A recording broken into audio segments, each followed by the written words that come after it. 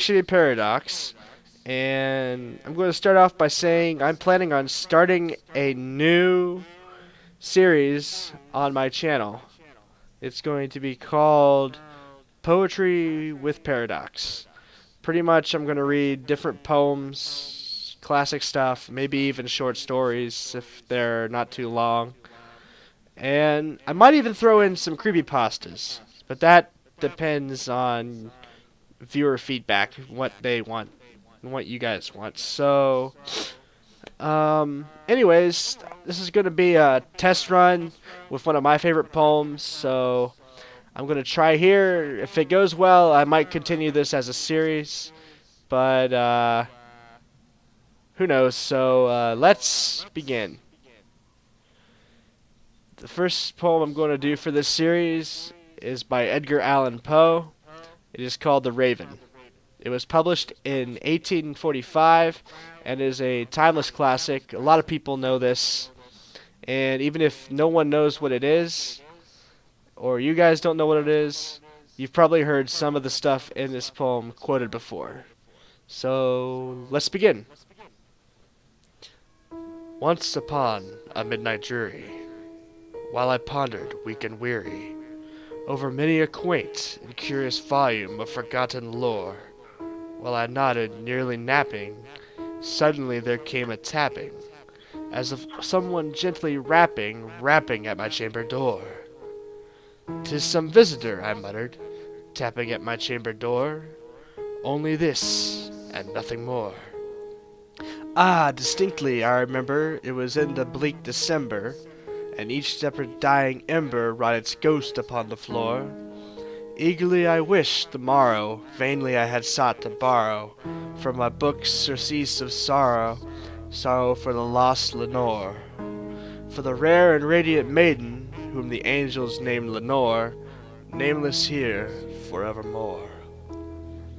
And the silken, sad, uncertain rustling of each purple curtain thrilled me, filled me with fantastic terrors never felt before, so that now to still the beating of my heart I stood repeating, "'Tis some visitor entreating entrance at my chamber door, some late visitor entreating entrance at my chamber door. This is it, and nothing more." Presently my soul grew stronger, hesitating then no longer. "Sir," I said, "or madam, truly your forgiveness I implore. But the fact is, I was napping, and so gently you came rapping, and so faintly you came tapping at my chamber door, that I scarce was sure I heard you. Here I opened wide the door, darkness there, and nothing more." Deep into that darkness peering, long I stood there wandering, fearing, doubting, dreaming dreams no mortal ever dared to dream before. But the silence was unbroken, and the darkness gave no token, and the only word there spoken was the whispered word, "Lenore." Then I whispered, and an echo murmured back the word, "Lenore." Merely this, and nothing more. Back into the chamber turning, all my soul within me burning, soon again I heard a tapping, somewhat louder than before. "Surely," I said, "surely that is something at my window lattice. Let me see, then, what there it is, and that this mystery implore. Let my heart be still a moment, and this mystery implore. 'Tis the wind, and nothing more." Open here I flung the shutter, with my many a flirt and flutter, in the step the stately raven of saintly days of yore. Not the least obsedence made he, not a minute stopped or stayed he, but with mien of lord or lady, perched above my chamber door, perched upon a bust of Phallus, just above my chamber door, perched and sat, and nothing more.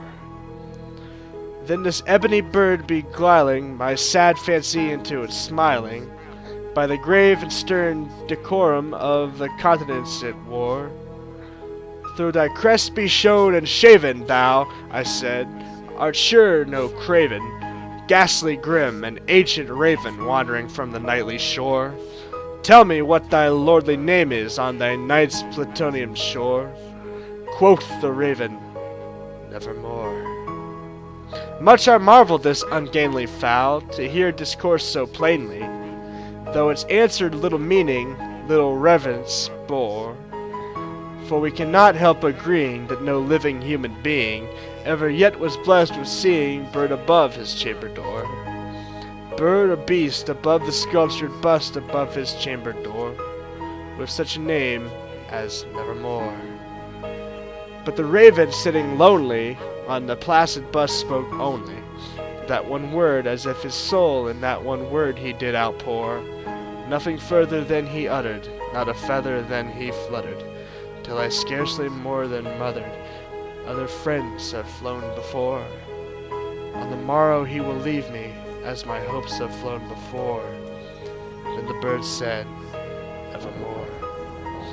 Startled at the stillness broken by reply too aptly spoken, doubtless I said, what it utters is all in his stock and store, caught from some unhappy master whose unmerciful disaster followed fast and followed faster till his song one's burden bore, till the dirges of his hope and melancholy burden bore of never, nevermore.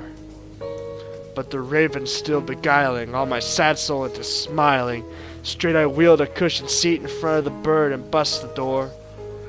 And upon the velvet sinking, I betook myself to linking fancy unto fancy, thinking what this ominous bird of yore, what the grim, ungainly, ghastly, gaunt, and ominous bird of yore meant in croaking nevermore. This I sat engaged in guessing, but no syllable expressing, to the fowl whose fiery eyes now burned into my bosom's core. And this more I sat divining, with my head at ease reclining, on the cushion's velvet lining that the lamp gloated over. She shall pass, ah, nevermore. Then methought the air grew denser, perfumed from an unseen censer, swung by a seraphim whose footfalls tinkled on the truffled floor.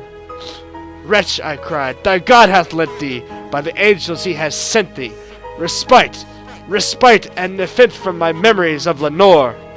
Quaff, oh quaff this kind nepenthe, and forget this lost Lenore. Quoth the raven, nevermore.